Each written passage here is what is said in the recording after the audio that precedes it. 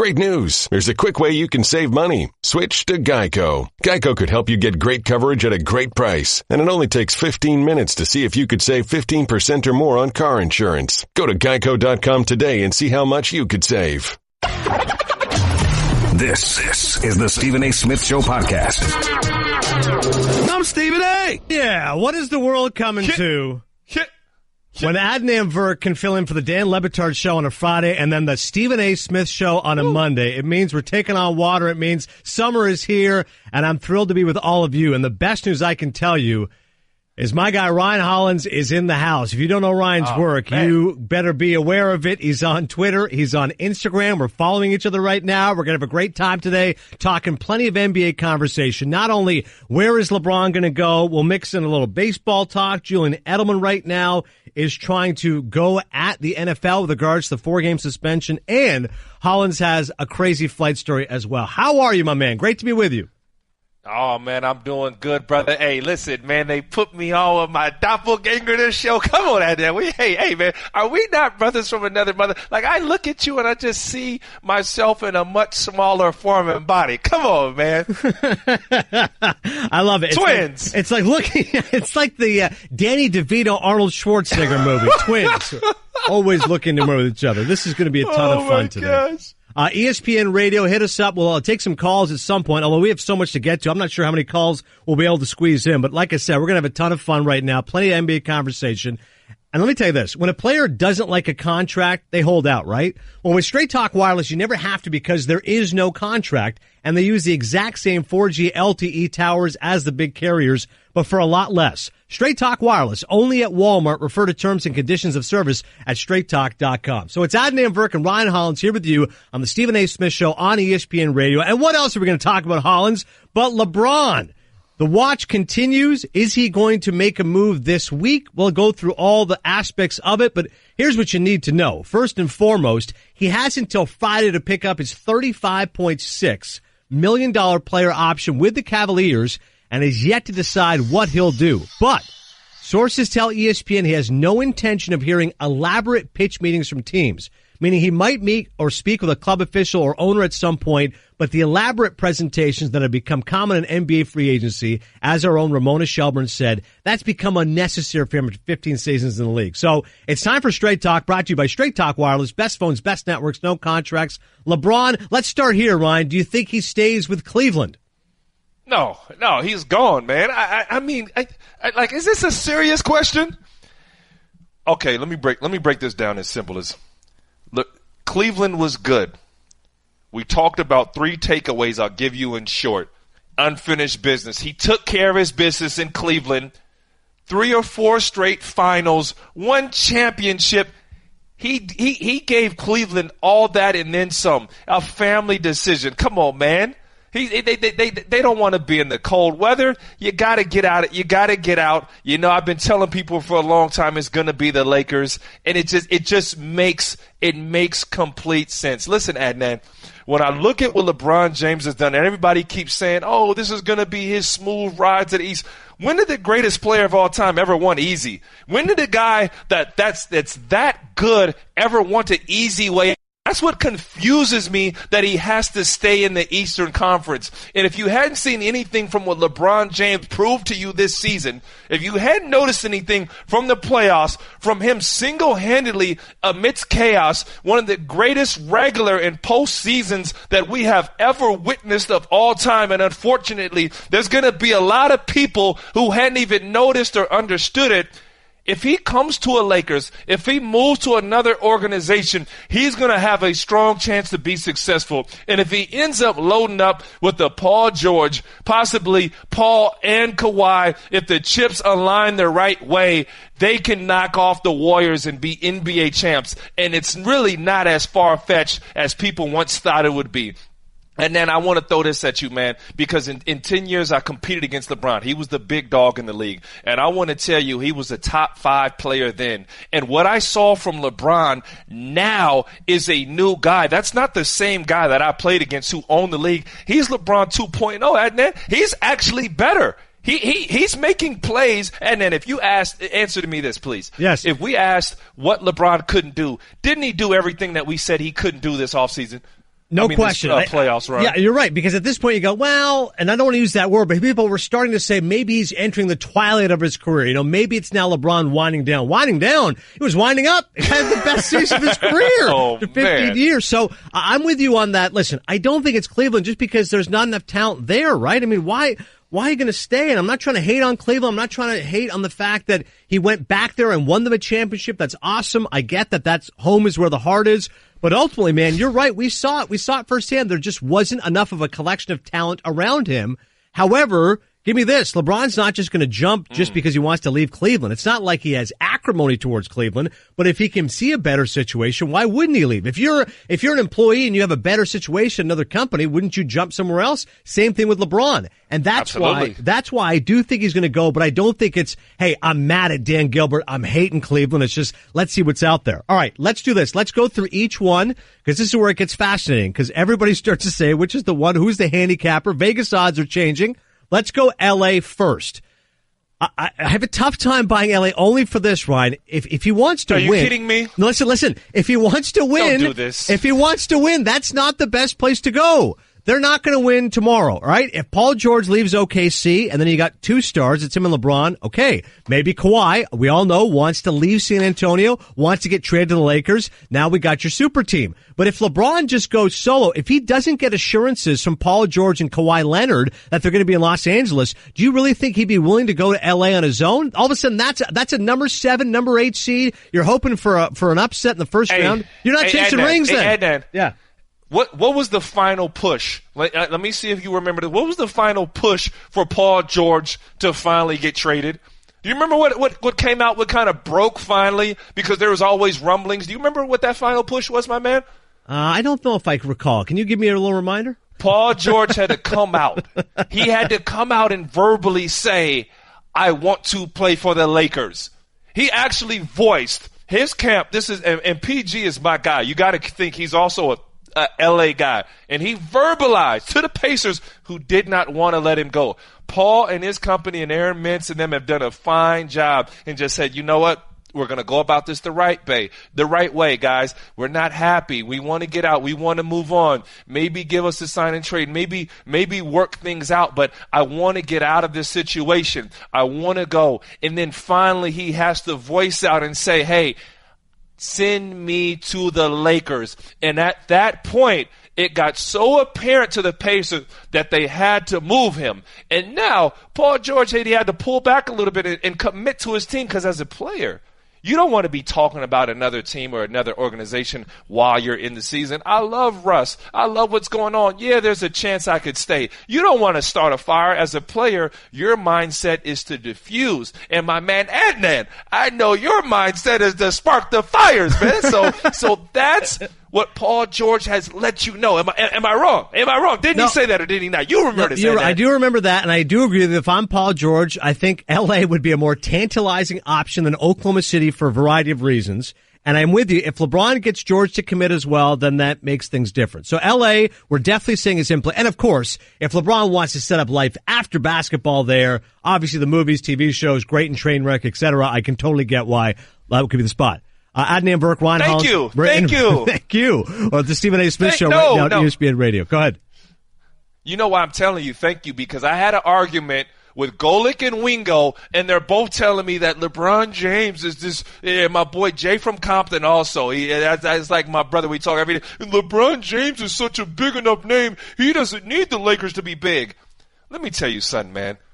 If you bring LeBron James, pair him with Magic Johnson, and the Los Angeles Lakers, it's going to be something so monumental that the league has never, ever witnessed. You're talking about LeBron James not just being the biggest name in basketball, but becoming a world entity. The things that he can do and the lives that he can touch, because Adnan, if we're not mistaken, LeBron understands that it's much more than basketball. He represents much more than himself. And the best place for him to help others, to help young generations of young ballers and kids and that grew up just like him and that need to help and that are reaching out and want to have a touch of LeBron, can he not do that best in Los Angeles? Come on, Adnan. Come with me, brother.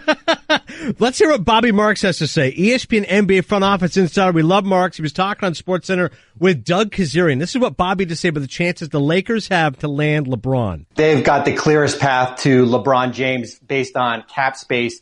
They would have to renounce their own free agents, which would be Isaiah Thomas, Brooke Lopez, Kentavious Caldwell-Pope. That would get them $46 million in room. And after that, it would based on James to pick a teammate. Chris Paul, Paul George, and the Lakers could get to that $65 million slot. It would cost them Julius Randle, who's a restricted free agent, and they would also have to stretch the $37 million to Luol Deng. But the Lakers are in a prime position right now, Doug, to go out and get not just James, but another teammate for him. All right, so LeBron, we do feel like that has some serious legs to go to Los Angeles. How about San Antonio? He's never had an elite coach to play for Ryan. All of a sudden, he can go play for the best in Greg Popovich. Complicating matters is the Kawhi Leonard situation, the fact he has told management he wants out, doesn't want to be there. LeBron to San Antonio. You get Pop, you get LaMarcus Aldridge, you get a chance to go at the Warriors in the West. What are the odds you think he goes to the Spurs? Let me tell you something. I'm going to spell this out, man. If you are a true hooper, if you are a true fan of the game, I'm not talking about the dunks and the threes and like you're a true fan of the game, detail-oriented fan, love a basketball junkie, basketball insider. You wouldn't love anything more than watching the greatest player of all time in LeBron James match up with the greatest coach of all time in Greg Popovich. There's no way that you would not want to see what LeBron would look like with the best system at hand. I mean, just a fine work of art. There's no way you wouldn't want to see that. There's no way as a baller. We saw Chris Paul do this in free agency. We've seen LaMarcus actually commit. And every number of guys always going to take a sniff at San Antonio because of the product that they put on the floor. Pop has shown us that he can win with less, and he will not be out-coached. Maybe he won't have the talent, but he won't be out-coached. Unfortunately. Oh, yeah, exactly. I was waiting for the but. This is what Pop's about. Here's why it ain't going to happen, Hollins. What do you got? You remember the last great coach that LeBron was with, an organization, GM, whatever you want to call it. Remember that last guy, that Hall of Famer? You remember that Hall of Famer down in Miami? You know who I'm talking about? I think you're talking about your boy Blatt, but yes, Pat Riley was the great Pat Riley. Listen, you know what Pat Riley did? And I got to credit Pat Riley because we got to keep this a buck. LeBron didn't know how to win, not a championship. LeBron himself couldn't do it. Pat Riley, Wade, and Spo and those guys, they gave LeBron the serum. They say, hey, LeBron, this is how you do it. You play some defense, you play hard, we move the ball, you trust your teammates, you get in the rim, you make plays, you're a monster at the rim. You can win a championship like that. And LeBron said, Pat, thank you. Oh, Dwayne Wade, thank you. This is how you close games out? I know the secret now. Guess what? I'm going to go back to my hometown and do it. And you know what, Pat? I love you. I know you're going to be upset at me. I know one day we're going to sit back on the beach on a banana boat, me and you, Pat Riley. We're going to understand why this thing happened the way that it happened. But you know what? I got to move on. And guess what? You know what? Cleveland, thank you. I paid off my boys Tristan and JR. We brought Corver on. You spent for me, and you're talking about Dan Gilbert. Dan Gilbert, you telling me what you spent for me, but look, Dan Gilbert, look what I delivered to you. Because championships aren't guaranteed. I gave you something, Dan. It's time to move on. Oh, L.A.? Hey, Adnan, I've been working in L.A. radio for the last couple of years. That's where I started. Mm-hmm. And we've been talking about LeBron James to L.A. for some amount of time. And Los Angeles is in a prime position because they let everybody go. The cap is wide open. Everybody can walk other than Lonzo, Ingram, and those guys can be traded for Kawhi. LeBron, you're not just one of the greatest players of all time. You're the greatest businessman of all time. And you know what you need to succeed. And guess what? You got a guy named Magic Johnson who's not going to take less. Magic Johnson will not accept anything less than a championship. You saw what he did with the Dodgers. Hold on, did I just say what Magic Johnson did with the Dodgers? And you don't think he has a plan to get to the NBA Finals? Come on, man. Oh. All right, so we're ruling out San Antonio. We can already take care of the Spurs. How about this is one I really like. Adnan, Virk, Ryan, Hollins. Right now we're aiming for Stephen A. Smith Show on ESPN Radio. Philadelphia, my man. You got Ben Simmons. You have Joel Embiid. You've already got young stars and a core there. You're still in the East. You weaken Cleveland by going to Philadelphia. All you have to worry about is the Celtics and Brad Stevens. The Raptors, we know, and I'm from Toronto. They're a disappointment. The Raptors always stink, and they're going to have the coach of the year now in Detroit. So Philadelphia, you go to Philly, you cruise through the East, and then LeBron's totally fresh to go after Golden State. Why not Philadelphia? I just threw up in my mouth. Are you kidding me? You want LeBron in Philadelphia? You don't think LeBron is looking at Ben Simmons and saying, Ben Simmons, you're more worried about kicking it and hanging it. And Ben Simmons, you don't want to be great. And everybody can say, oh, Ben Simmons, you didn't take a three-pointer. It wasn't your stronghold. You know what? Great players will find a way to be great. I would rather Ben Simmons shoot 50 to 100 air balls and learn how to shoot a three-pointer rather than taking none, rather than not even trying. And you think LeBron James is going to go and play alongside Ben Simmons? You got to tailor the offense. You got to put 5 shooters around Ben Simmons right now for him to be successful. He's great at what he does, but he doesn't want to be great. And you tell me how he and LeBron James would be on the floor at the same time. Are you kidding me? Listen, I've heard that, Hollins. Listen, I've heard that argument. Listen, great players are always willing to adapt. They're always willing to adapt. If Simmons needs the ball in his hands, LeBron can play off the ball. Remember when the Rockets made the move for Chris Paul and everyone said, how can you have Chris Paul and James Harden, 2 guys who always need to have the ball in their hands on the court? Mike D'Antoni figured it out. One off the bench, one plays off the ball, etc. You could work that out, right? Simmons and LeBron between each other? No, hey, it's gonna be a mess. And Nuno, I hope you're in the back somewhere shaking your head, Nuno, because I'm upset at you too. That's my man who's working the boards back there doing his thing. It's not even realistic. It's not realistic. And then you hinder Ben Simmons. That's not the process. Do you think Ben Simmons is a deterrent to LeBron? That's actually a detriment to him signing there. An excellent young player who could be the rookie of the year. LeBron would not want to go because of him. That's what you're telling me? He can't wait. He can't wait. And guess what? LeBron can't move him. You're not trading him. He's not going anywhere. You can't work around him. You got to work with him. He's not enough of an asset to bring LeBron James. And not to mention, you got that dog. You got the best center in the NBA in Joel Embiid. So you're going to put him on the three-point line? What are we doing here? Come on, Adnan. It's not happening. This is not happening, brother. He ain't going to Philly. I threw up in my mouth when you said it, and I'm throwing up again. I don't trust the process. It's bad for basketball.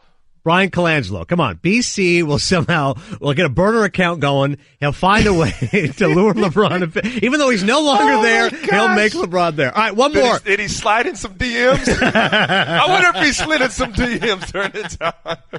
All right. Oh, my God. One more. Houston. Now, Houston would take a lot of work. They got to say goodbye to CP3. They have to get rid of Capella. They have to get rid of Ryan Anderson. The money would be tough to work. But could you imagine, Ryan, you are LeBron James. You can play with James Harden. You can play for D'Antoni. Again, a great coach who is player-friendly, who is one of the great offensive innovators of our time. And then that's the team that took the Warriors to 7 games, and the last 2 games did not have Chris Paul. LeBron to Houston. I know it's a little tricky with the numbers, but is that tantalizing for LBJ? So for one, you got to take your hats off to Houston because they understood something that a lot of teams don't know. When you get a player like James Harden, who is as great as he is, who is dynamic, he's a once-in-a-generational type player. You don't know if tomorrow is promised, and they went after it this year. They came a game away from winning the NBA championship because they would have beat Cleveland. And they loaded up, and they went for it now.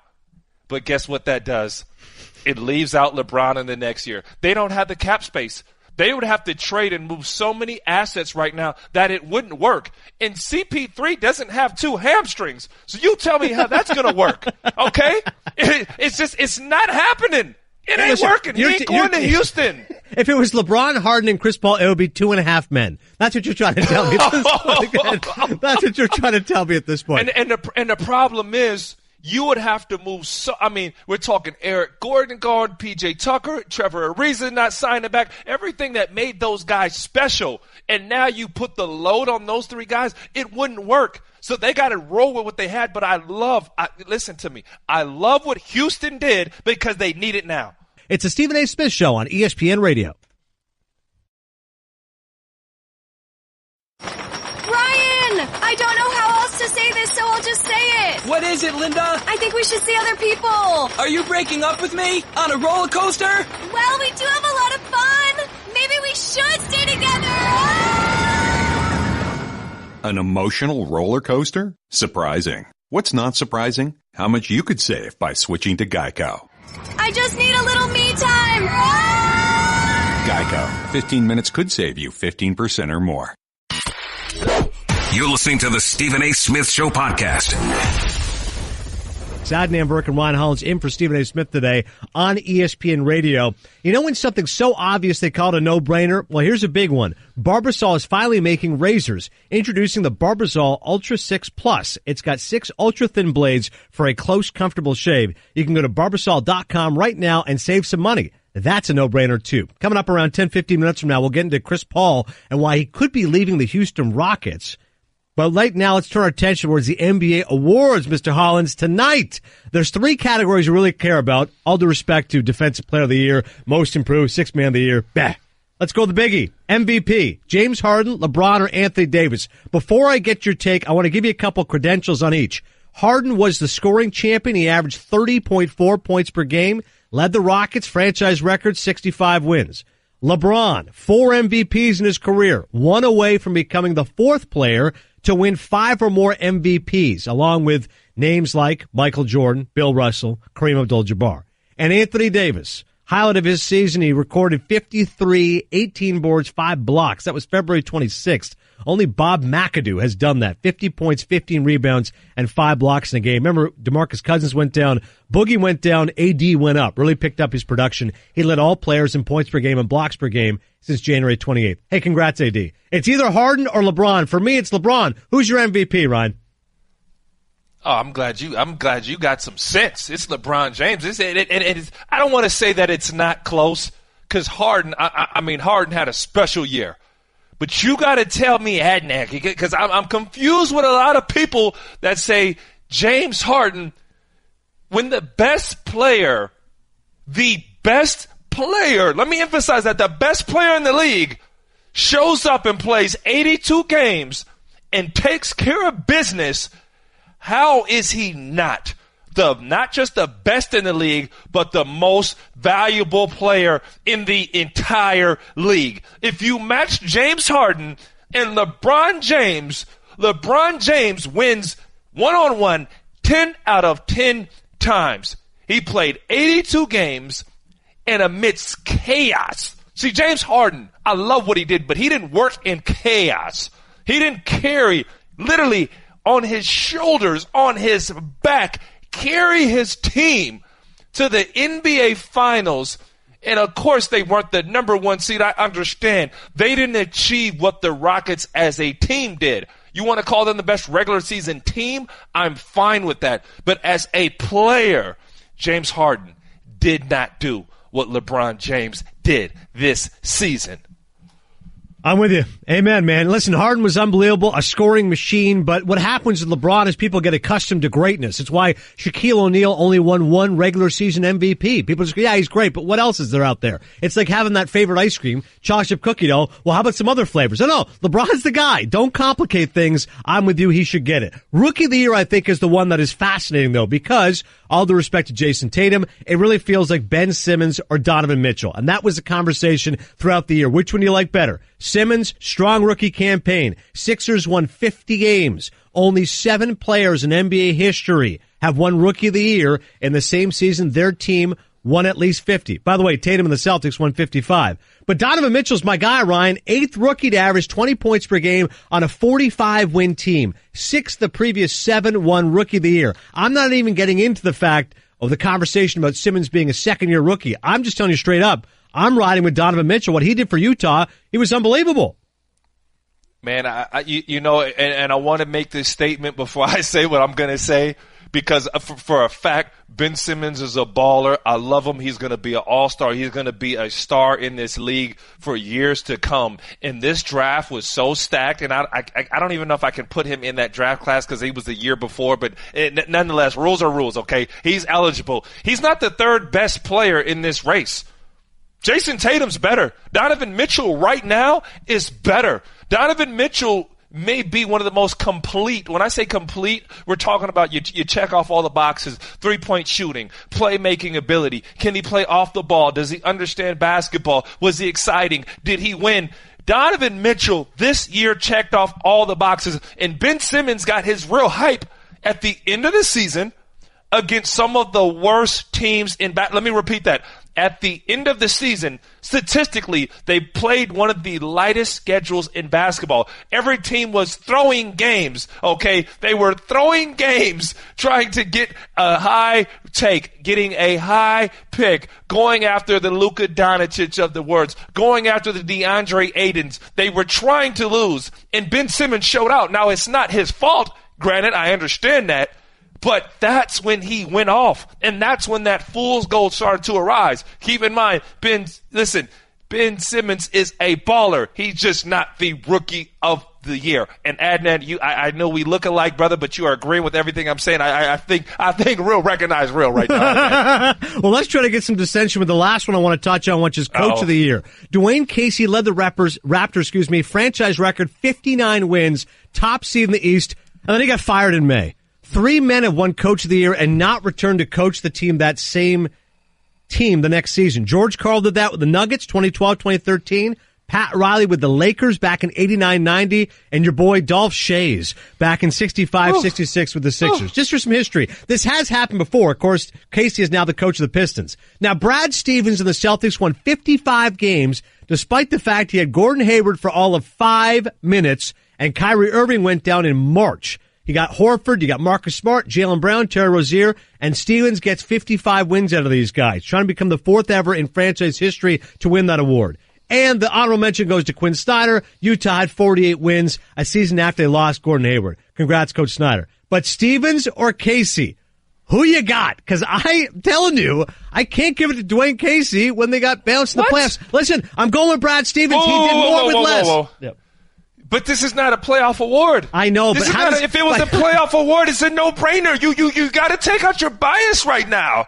You got to lose your bias, Adnan. I can't believe you. This is why I don't like that they do the awards after the playoffs and say, don't take the playoffs into consideration. How could you not take the playoffs into consideration? Oh, my gosh. Well, we do take the playoffs into consideration. You know what? Let's be honest. Let me break this down to you. Sure. As a NBA head coach right now, in the NBA, you quite possibly have the worst position in basketball. And I'm not talking about the paycheck. I'm talking about in regards to just doing your job. Why? Why do I say that, Adnan? Because we play in a league where the players have more control, the GMs control who you coach with, and the president might control if you're supposed to win or lose. And when they tell you to lose and you lose, you could get fired anyways. And then when you win, you could get fired anyways. I don't know what a good job is for a coach. Are you a politician? I'm confused. So you see guys like Doc Rivers, like Stan saying, you know what? If I'm going to go down, at least I'm going to go down my way. I had a talk with Coach Byron Scott when I played for him in Cleveland, before I played for him, and this was post-LeBron. And Coach Scott let me know when they fire me, if they let me know, you know what, I'm going to sleep good because I know I did it my way. And that's really all you can expect as a head coach. So I'm confused here. I'm confused. But I'm taking him for Coach of the Year and Brad Stevens for the Coach of the Playoffs, Adnan, if we do that, which you're trying to award him right now. I like it. You're finding a way to subvert the system. I like that. 1-888-SAY-ESPN, 1-888-729-3776. If you got a hot take on Coach of the Year, you think it should be Quinn Snyder, call us up, let us know. ESPN Radio. Don't call here with no Quinn Snyder talk, man. I want one of those. I want one Quinn Snyder vote. Oh, my God. ESPN Radio is presented by Progressive's Home Insurance. Get your quote at Progressive.com today. It's Adnan, Virk, and Ryan Hollins. Coming up next on the Stephen A. Smith Show, Chris Paul going to stay in Houston? Maybe, maybe not. We'll dive into that next on ESPN Radio.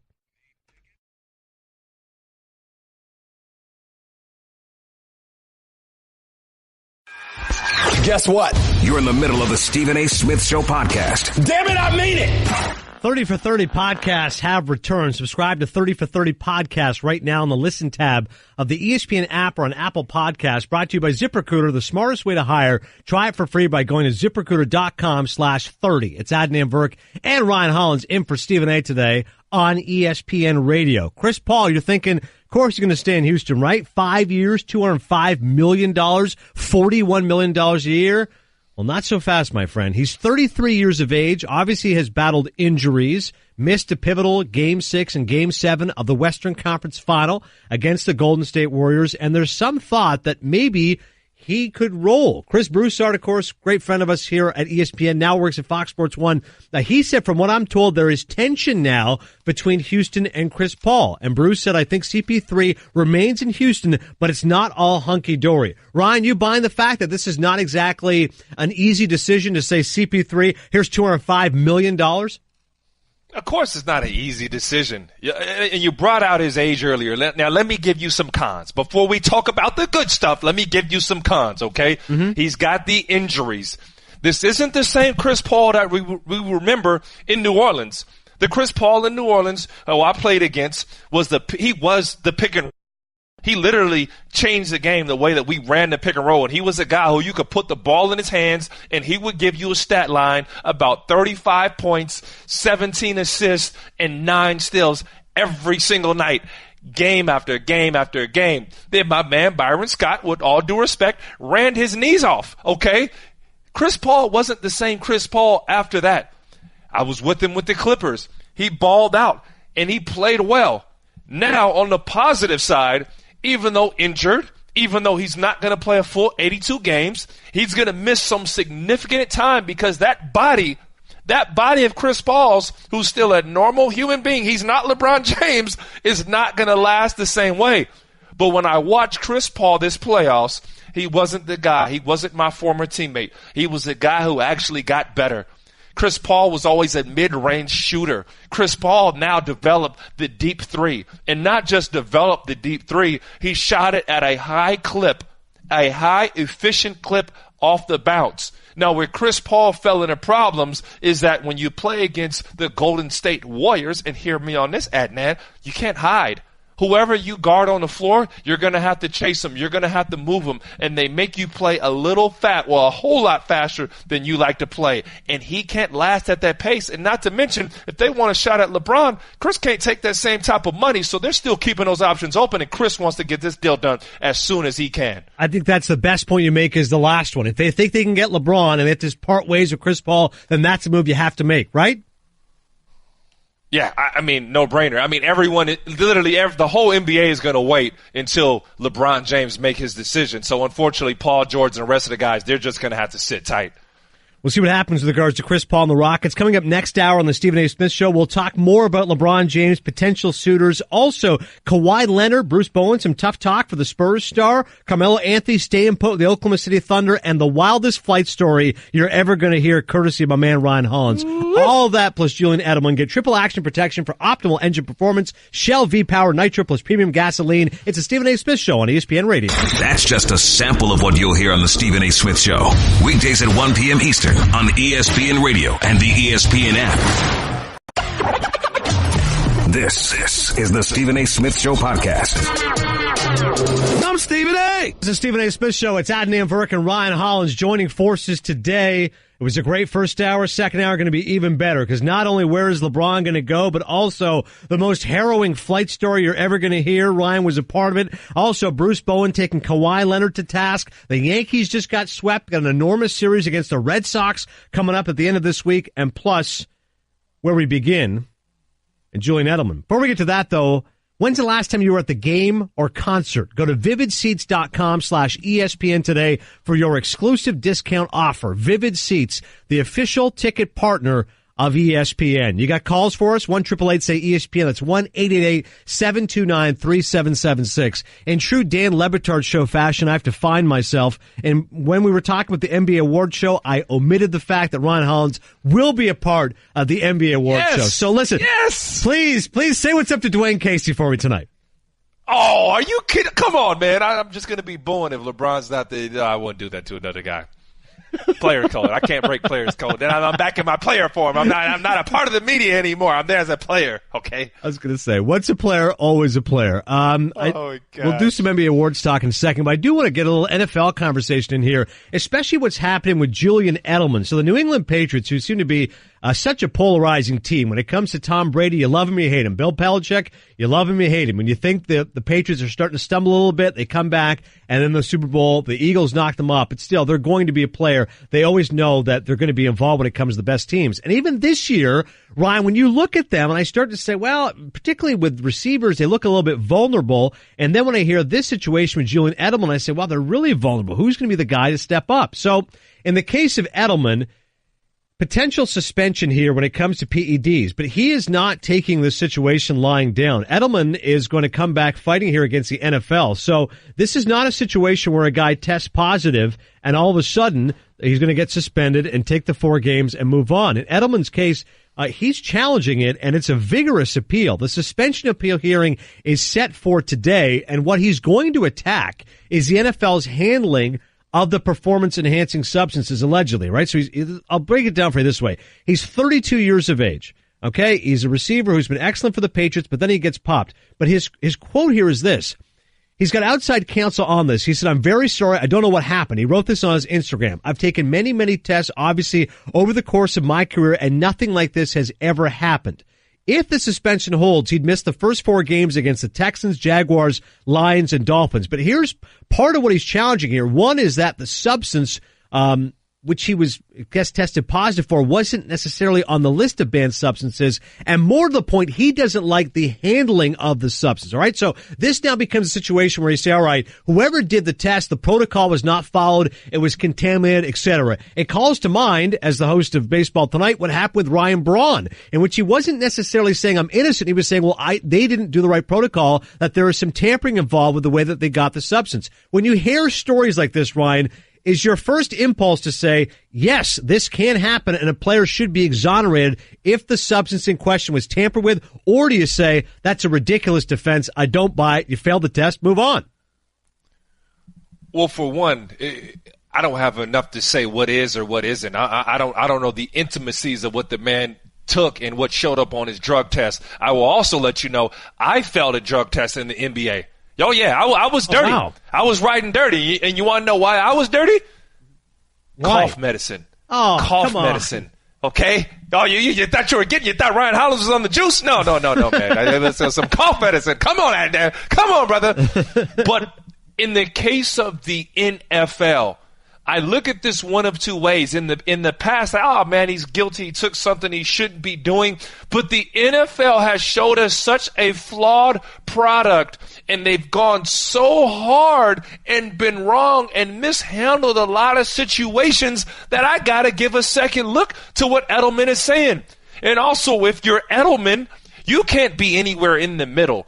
Because if you hear me, if you're in the middle of things, you're unsure, I feel like you're guilty. You gotta go hard or go home, man. If you're gonna say you didn't do it, you gotta go all the way, man. He's gotta take this thing to the grave with him if he did. So I'm really torn, and I want to see how this thing develops. If he's doing everything he has, and the guy has a clean track record, I wouldn't know why all of a sudden he just becomes this dirty athlete, in his 30s. It just wouldn't make sense to me. But you never know what you never know, man. If you're not cheating, you're not trying. He could have been on the juice for a while, man. I don't know, Adnan. I'm very torn, man. I'm torn. The NFL is not putting me in a good place right now. Yeah, here's the two issues. Monday Morning Quarterback reported this. The substance for which Edelmanâ tested positive wasn't one the league's drug testers recognized, and the other issue, a mishandling of the documentation and delivery of the test results. During the course of the investigation, learned the NFL made mistakes in the manner in which the test results were handled. That's one of those situations, Ryan, where you say, all right, the guy was guilty, but listen, you tampered with it, okay? You didn't do it right. So if you did that, then I should be exonerated, or at the very least, not face 4 games. I should get 2 games. I know to some they say it's flimsy. You failed the test. No, but they didn't do it the right way. I'm out of here. I'm safe. I'm clean.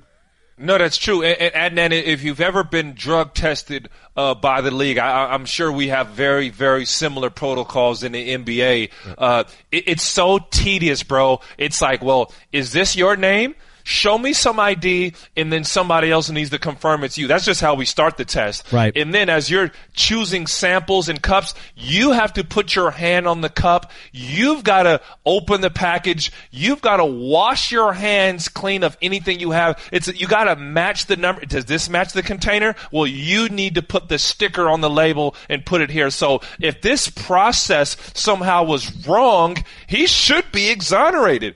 He should be. And not just that, the guy had been a clean athlete for so long. And that's why, I mean, Adnan, you got to understand me, bro. This is so tedious and so to the rules in the way that professional athletes, in the way that we are tested. I mean, it's almost embarrassing. Like, come on, dude, you know that's me. You see the numbers the same. Well, it's like, no, I need you to confirm with me that number is the same and this is your name and that you verify that you took this test today. It's very tedious, and it's that way for a reason. And if the NFL botched it, they botched something else, man. Let them free. Let them play.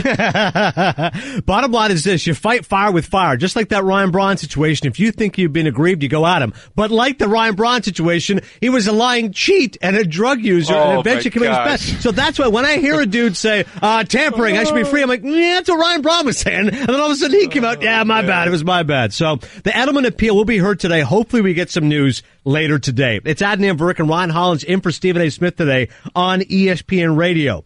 Let's shift back to more NBA conversation, and my man got paid, Carmelo Anthony. Not a surprise that he didn't want to decline the $27.9 million, the last year of that massive 5-year contract that he signed with the New York Knicks. But some people were hating on him, saying, all right, you're not worth the money, which obviously he's not. But listen to what Royce Young had to say. Thunder reporter, Ryan, he was on Golic and Wingo talking about Carmelo staying with the Thunder for at least one more year. Carmelo has ceded control. He has basically said, I'm going to give control back to the Thunder, and they can decide my future. They can work a buyout with me. They can try to convince me to be traded somewhere because he still has his no trade clause, or they can use the stretch provision. So Carmelo's just giving up control back to the Thunder because he wants his money. So you can't hate on a guy, obviously, for wanting his money. He signed the contract, and that's what Melo wants. But listen, even the biggest Carmelo Anthony fan in the world would tell you this was a disappointing season that he just suffered through. He's not worth that kind of money. I don't begrudge the guy for opting in. Of course, he's going to want his money, wants it to happen. But what are the odds, Ryan, you think he actually plays for the Thunder? What are the odds they just buy him out and say, all right, it didn't work? Well, you've got to check his health. You got to understand he came late in the season. It wasn't ideal for any of those stars. You know, Russell Westbrook and Paul George, the way that they meshed it just wasn't great. And only you would know the intimacies of how Carmelo felt in that system, what he would look like coming back the next year, the direction of the team moving forward. So when you look at it, you can never knock a guy first off for taking his money. And if you're anybody, you're a complete fool if you got a problem and you think the guy doesn't deserve it, because when he actually got this contract, he deserved it. He was a sought-after free agent, you know, and he deserves the money flat out. Like let's not even question this. You don't just take it back. You know, if you have a poor day at work or a poor month, I don't go in and say, man, we're reneging on your contract, man. We're taking that thing back. You can't feed your wife and kids for the month, you know. So nonetheless, he deserves that money, but it is an interesting situation. And if he gets bought out, is he a guy who chases LeBron James, takes less, you know, tries to get another championship? You know, that's an interesting deal too. What would he look like? What team would he want to go to if it's not with the Thunder? And what direction are they moving in? Because you got to give hats off to the Thunder too, as I alluded to in Houston. They went for it. They made a run. They took a risk, because Russell took a risk and stayed, and they tried to load up in Russell in his prime and giving him the pieces that he needed. Now, unfortunately, they get knocked off in the first round, but they took care of Russ because he took care of them, and he was one of the guys that signed back and stayed loyal. Melo tweeting this, by the way, to all the haters. Oh, you mad, huh? Take a step back, evaluate what is important, and enjoy life. Hashtag stay Melo. Listen, my guy, he's taking the high road here. And I mean, you gotta love that though, man. I mean, like, don't forget, like, this guy doesn't deserve, like, no one's ripping your money from you. Like, allow this guy to, like, he's taking care of his family. Like, he deserved that. Okay, he wasn't the greatest player.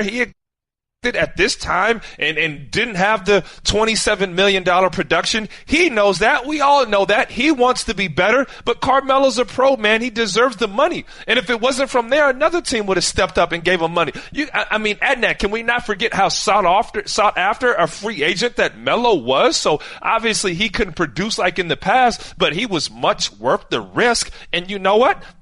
Is that not why we call them risk, right? Or hey, they took a gamble on Melo. It's called a gamble, and it didn't work out. So you don't take the guy's money away. Oklahoma City knew what they were getting into when they got him.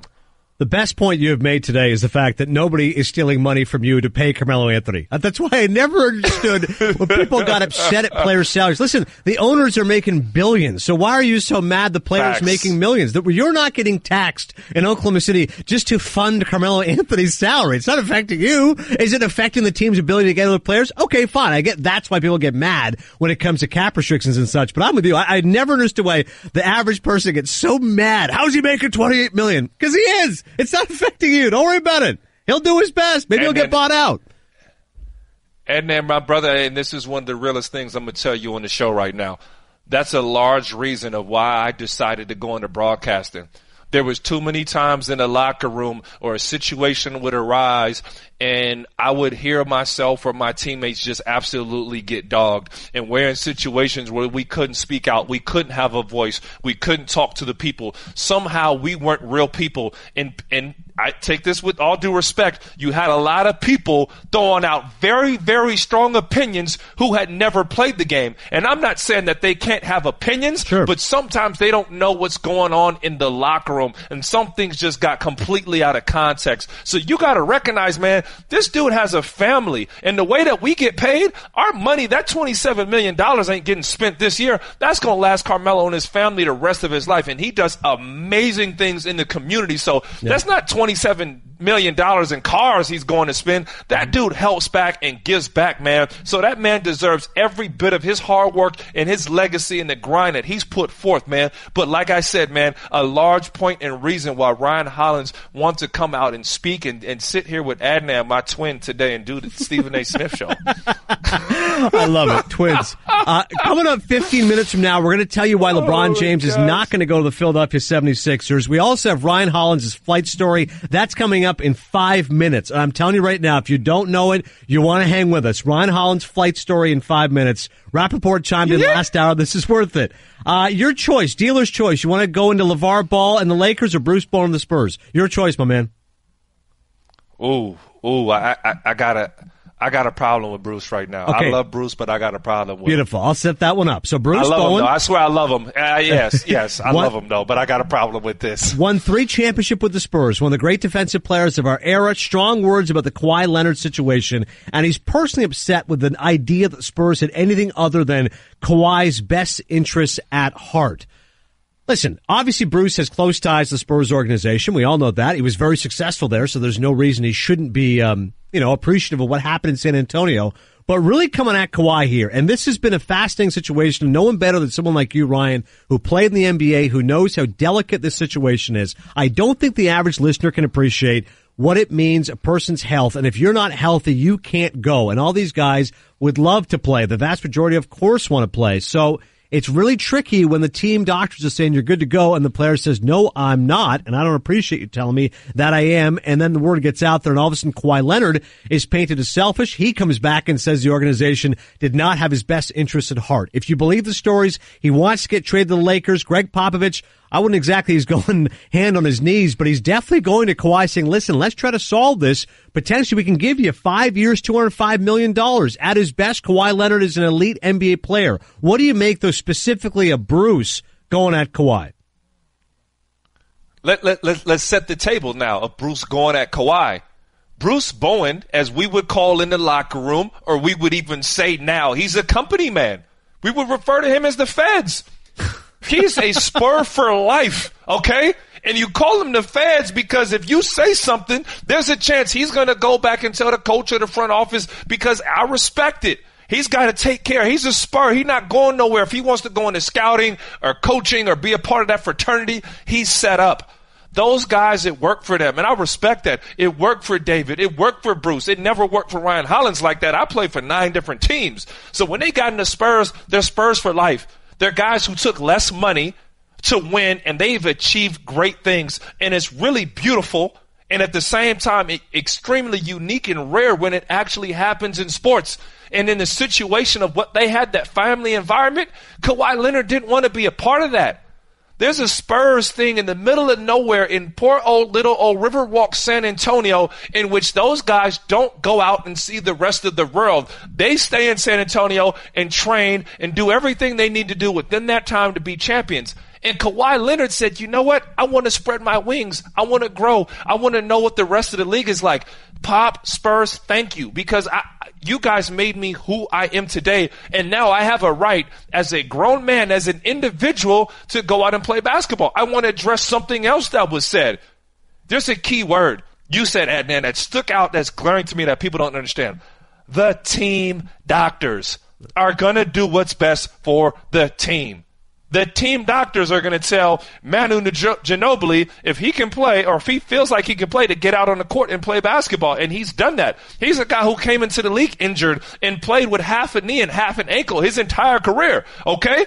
That's just what happened. Tony Parker, all those guys made sacrifices, and I'm sure including Bruce Bowen, to play through injury and play when they weren't sure what their body was going to feel like because they had that type of commitment to the Spurs. Another example, the team psychiatrist is going to do what's in the best interest of the team. All that confidentiality stuff and whatever, and I swore an oath to keep what happens. It's the team psychiatrist, fellas. You got to know who the feds are. You got to know who's working for the team. You got to know who's snitching. Okay? And Bruce, I don't know if you're snitching. I'm not throwing that out to you like that, brother. But I know you're a Spur for life, and you're not going to say anything less. And I know through that lens, it worked for them, man, and they achieved amazing things. But Kawhi is just off it.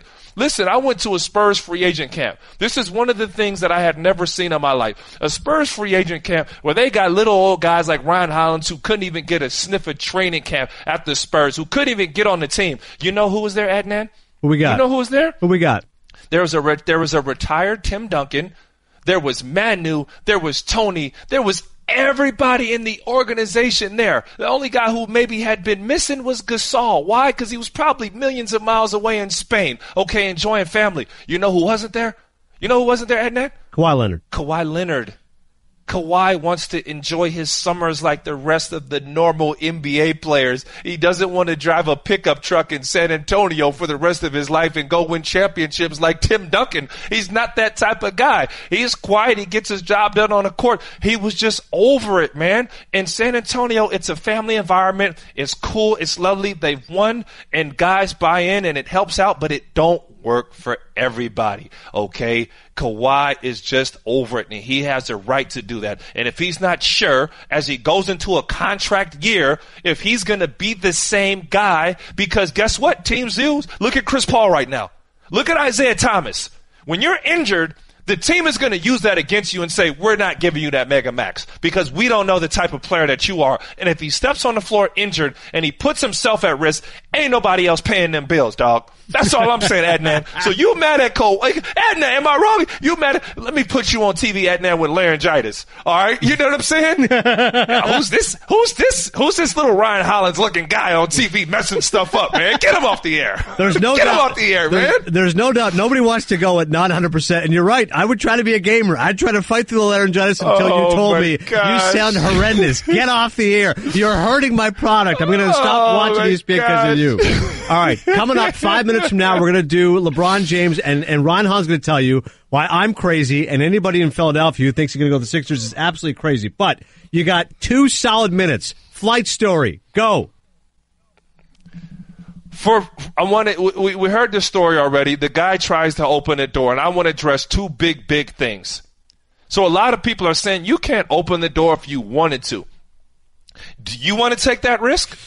Do you want to watch a guy with a glazed over face take the risk and put profusely through yelling, through screaming, trying to open the door?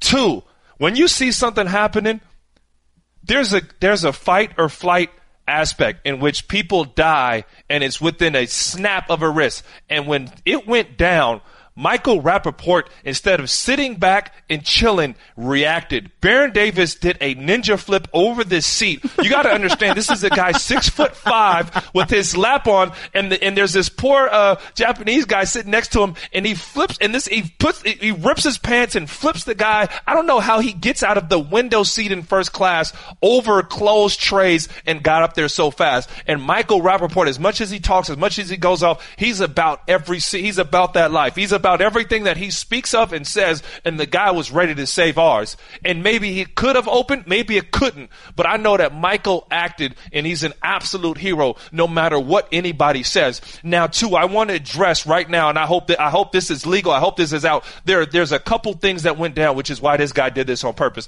One, he timed it perfectly until the flight attendant moved, and the guy ran to the front as soon as the attendant moved. Two, he perfectly positioned himself in a seat right behind first class that had nothing in front of him. You know that seat that kind of oddly sits out? He was in that seat. Three, as Michael Rappaport yelled and screamed at him profusely, the man did not stop. Number four, you came in that door, my dude. So you know you can't exit out that door mid-flight. And if you look through that window, you see nothing but sky and not a toilet. He knew what he was doing. Five, he had a look on his face as it just, he was glazed over, man. He was a guy ready to hop off of a bridge. If you've ever seen somebody suicidal or somebody look like they didn't have nothing to live for, that was the look on his face. And I'm upset because I got some kids to go back to. And you had intentions of not just killing yourself, but you didn't care about myself and the women and children. And there were infants on that plane, dude. That dude is selfish, man. And I don't know if you can take action. You can't. I don't know the rules and regulations, but that man should never be allowed to fly again. And Michael Rappaport is a hero, whether he could have opened the door or not, because he acted. And in that split second, if there's an act of terror, it's those heroes like that step up and save lives, man. I'm dead serious. That dude is a darn hero. He saved our lives, whether that door could have opened or not, and he acted. And I am thankful to God of what he did. I know we're laughing about it. We're joking about it. He's playing the song, "If You Only Know That You're My Hero." He's doing all that deal. But Michael Rappaport, as it went down, it was as real as it can be, man. And that man acted, and Mike Hill acted, and Barron flipped over the seat, and you got 7 feet and 400 pounds between me and Glenn Davis, and we're sitting there figuring out what's going on, man. No, thank God you're right. Everything did work out in the end, but that is a crazy story, and you're right. Players got to step up, and thank God everything turned out okay. LeBron to the Sixers. Ron Hollins says that's madness. We'll explain why next. Adnan and Virk and Ryan in for Stephen A. It's the Stephen A. Smith Show on ESPN Radio. You're listening to the Stephen A. Smith Show podcast. With Ryan Hollins, I'm Adnan and Virk. We're in for Stephen A. today on ESPN Radio. We'll close with some Yankees-Red Sox talk, plus some father and son movies just about 10, 15 minutes from now. But back to the story that everyone's talking about, and that is LeBron James and what's going to happen. In the first hour of the program, we discussed why Los Angeles is particularly tantalizing, especially if Paul George joins up there. We got some information, by the way, on the pitch to Paul George in just a minute or two. But the one that I think has legs, and now Ryan Hollins is telling me I'm nuts, is Philadelphia. And I'll make the case here. You've got Ben Simmons, you got Joel Embiid, two young stars. You're in the East. We all know that's the inferior conference. If you go there, you weaken Cleveland immediately. All you really have to worry about is the Celtics and Brad Stevens. They won 55 games without Gordon Hayward. Kyrie Irving got hurt in March. Obviously, they're going to be formidable, but that's the one real opponent you have to topple. And at least you've got pieces, and you say, all right, let's get through the Celtics, and then we face the Warriors in the finals and take our chances and go from there. It's a team on the rise, and they're in the East. That's why I talked myself into it. Hollins thinks I'm crazy. Ryan, why? And then that's the third time I threw up in my mouth. You want to bring this up again? Come on, man. It's a good thing we're not in the same studio, by the way. Yeah. No, it's a good thing. I'd be in the trash can, and I'd be looking at myself because we look exactly the same. I'm looking in the mirror when I talk to you, brother. But if you break this down, let me ask you something. Let me help you come along, because this is the first time you're disagreeing with me, and I'm disappointed, okay? Help me see the light. Would it be safe to say that Joel Embiid and Ben Simmons' best basketball will be down the line, maybe 3 and 4 years ahead if healthy? Absolutely. When does LeBron James need to win? Needs to win right now. 33 years old, coming off potentially the best season of his career. Go ahead. When Ben Simmons is on the floor, what position does he play? Listen, yeah, he's the point guard. But listen, LeBron can play off the ball. They can do other things. Whoa. So you want to take the greatest player of all time, and if you want to argue the best player in the NBA, you can't question that. Numbers don't lie, okay? If you don't agree with me on one, you're going to agree on the other. Off of the basketball, and you want to make him J.J. Redick?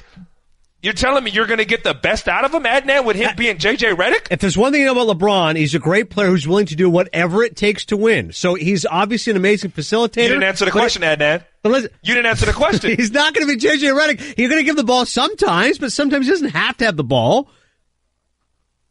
He doesn't have to have the ball, so then what's Ben Simmons going to do when his man sits in the paint because he refuses to shoot the basketball? You can make it work is my point, because if both guys are invested in winning, which of course I would assume they would be, Simmons can say, fine, you want me to play off the ball? I can do that for stretches. LeBron, so you want LeBron me to post up guys? Whatever you want, sure. So as far as making it work, you think that's just going to work in 1 year? In one training camp? Yes. You don't think that's more of a process to go? You think, Adnan, that's going to work in 1 year? Yes, you trust the process, you make it work. Brett Brown, your boy, he can make it work. And you know what? I love what Brett Brown has done. And even bigger, I love that Philly committed to that man. They committed to him for what he's done. And he's done an excellent job. But he's not enough. It was masterful. Because I want to give Brett Brown some credit also. That he had the kahunas, to look at Ben Simmons and say, Ben, starting point guard. Ben Simmons, you know what? Starting point guard. He put Ben Simmons in the best situation to be successful. He didn't make him the center. He didn't make them the two guard. He didn't say, you got to shoot the basketball. He said, do what you do best and you will be successful. And now people are comparing this guy to LeBron and Magic Johnson, who he is not. And he's great at what he does. He's one of the best. He's a freak of nature, man. It's just rare that you see guys that tall, that big, with that type of motor that can handle and distribute. But it doesn't fit with another guy who's better at what he does. Now you hurt Simmons. Or you hurt LeBron. Adnan, you don't see this. You're hurting each other, man. This is hurt. This is not peanut butter and jelly. You're putting two peanut butter sandwiches together. Who wants a peanut butter on peanut butter sandwich, Adnan? So you think the fit just doesn't work. You love the Lakers because he can be the man, and you think Paul George is coming along for the ride, at least, if not Kawhi Leonard as well. Let me speak facts. When LeBron, and I'm going to ask you this, when LeBron James got to Cleveland, did he get to handpick his guys? Listen, you're coughing it up right now, but yes. Yeah, I'm still throwing up from that Philly stuff. So it's safe to say he knew his secret to success, right? He knew what he needed, right? 100%. So if you give him another empty roster, would it be safe to say that he would know what he needed? Because LeBron made a big-time move by saying, Andrew Wiggins, you got to go. Kevin Love, come on here now. Would it be safe to say he could do that again in L.A. Absolutely. With an empty roster? We've seen it before. And what do the Lakers have more of? And cap space, and also young talent, but assets. Hang on, is that young talent as good as it is? Because that's the other part of this. Do you think, okay, let's say this, LeBron goes there, no Paul George. Where's that team in the playoffs, Ryan? 7 seed, 8 seed? They're not beating the Warriors. They're not beating the Spurs. They're not beating the Rockets. Great point. No Paul George is a problem. No Kawhi Leonard is a problem. But it's safe to say, maybe from a little birdie in Ryan Hollins' ear, maybe for conversations I had, maybe from my sources that I'm pretty much 99.9% sure that Paul George will be a Laker. Okay, unless there's some amazing thing that happens, some miracle of faith. Yep. Paul George wants to come home. Paul George wants to be a Laker. Okay, and I'm gonna leave you with that. So now, keep in mind also, I'm gonna drop a little dime here too. Sure. I'm gonna give you something else. We're playing in an era of tanking, in which teams are willing to quit on their seasons darn near a month or 2 months into the season, if I'm not mistaken, right? Yep. So within that, you have an effect by teams that are going to actually trying to win. You got a lot of guys who you may not see now, Adnan, but that are going to be available before the trade deadline. that are going to be up, and the team just saying, hey, you want to go win? We want the freedom. And the Lakers are saying, we'll take on those big contracts so that you can win now, LeBron. So the rest of the league, I guess if you want to thank Philly in their process, can even help LeBron get even better and help those guys go out and join him. In case you're wondering how LA's going to get him, SI.com has obtained an apparent recruiting pitch from the Lakers to Paul George. The script is in the form of a voiceover and references Palmdale. That's a city north of Los Angeles where George grew up. As Ryan just mentioned, he wants to go home. George also played college basketball at Fresno State. That's about 3 hours north of Palmdale. The script is called Two Dreams, and it says the following. When you were just a kid in your room dreaming from Palmdale, we were dreaming too. While you dreamt, we built for your arrival. And while we dreamt, you built too, becoming one of the world's greatest. Life's most powerful dream are the one we realize ourselves, the ones that turn us into legends. That kid from Palmdale always knew it. Now the world will too. You know what? I never got one of those pitches in free agency. You know, I got the calls July 1st. I got the calls. I got the texts. But that might be one of the corniest things. I hope you don't need to script that. You're the Los Angeles Lakers, okay? I hope that you don't need to script something. Well, Paul, this is a dream come true. We've been planning. You've been planning. That birdie who told you Paul George is going to L.A., that birdie just flew away. That was too cheesy. My God. That was too cheesy for Paul George to go to L.A. I hope that you're going to take Magic Johnson. He's going to go out to a nice little dinner. Hopefully LeBron James is sitting with them. More than likely what us players do, they're texting and talking already. The deal was done a long time ago. You know, just guys don't hear it. Guys don't know it. But that's what your agent does behind the scenes. He's also moving and going, Paul George, you want to win down? LeBron, you want to win now? All right, no-brainer. Who? Kawhi, let's make a run for Kawhi too. Guys, let's load up. Those are guys at a stage in their career, Adnan. Yeah. In your 30s in the NBA, you start looking around. You've made your money. I can't say that I ever really made my money, but I got to a point where I say, I ain't going to be a part of this tanking stuff no more. I want to go win. And you're willing to sacrifice money for happiness to an extent. The second year that I signed back with the Los Angeles Clippers, keep in mind I'm just little Orion Hollins, I didn't even want to sniff free agency. I want to stay home. I want to win. I want to be happy. Okay, you didn't need to make a pitch to me, okay? And sometimes these things are no-brainers, you know? So, Adnan, like when they called you up and they said you could be working with your twin on the Stephen A. Smith show, are you available? Yeah, that's a no-brainer. It is a no-brainer. You're right, man. Coming up next, why MLB is now adopting the NBA approach when it comes to elite teams, plus great father and son movies. It's Adnan, Virk, and Ryan Hollins. Stephen A. Smith Show, ESPN Radio. Guess what? You're in the middle of the Stephen A. Smith Show podcast. Damn it, I mean it! Got to give some love and throw some roses over to Mike and Mike. Mike Greenberg and Mike Golick will be inducted in the National Radio Hall of Fame. Thrilled for both those guys, as I'm sure Ryan Hollins is as well. I'm Adnan Virk. Yes. We're in for Stephen A. Smith today. Also, check out my podcast, Cinephile. It's on the ESPN app and on iTunes. The most recent pod, we talked about the best father and son movies, Field of Dreams, The Godfather, Hollins' favorite, The Pursuit of Happiness with your boy Will Smith, right? Oh, yeah, hands down, man. I mean, how much more of a father can you be? The wife walks out on you. I still don't like her. You got to take your kid. You're living in the crack, and then you work your way up. Hey, son, we're not giving up, and hey, let's imagine we had food tonight. Come on, Will. I mean. You had to, if you didn't cry, you did one of the end of the movie, one of the look-offs, you know, kind of the face roll. Oh man, are you crying? No, I'm not crying.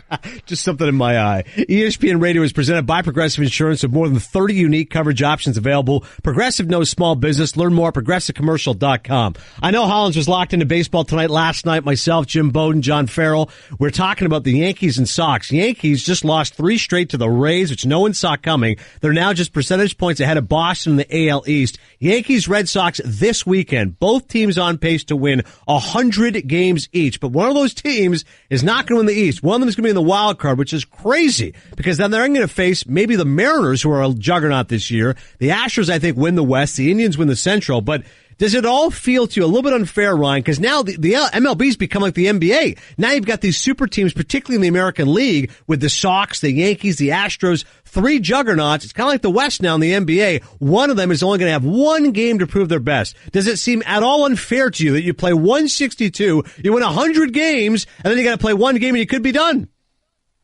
That's horrible. It's not good for the sport. Yeah. I mean, I guess it's a little too late. And you know what? If I'm not mistaken, baseball was far ahead of the rest of the leagues when it came to this super team stuff, man, with their salary cap. You could gas it all up. And this is just a recipient. You know, happens to the best of them, man. I remember in the West, you would have had to have 50 wins and you could even miss the playoffs. So this is a very, very tough deal. Yankees-Sox going to be a ton of fun this weekend. I went to the Yankees-Mariners game Wednesday. Crowd was electric. You know the games are always a ton of fun. Always a ton of fun hanging with Ryan Hollins. Thanks so much, my man. Oh, brother, it was a blast, man. You were too much, man. I'm still excited, man. I'm still fired up.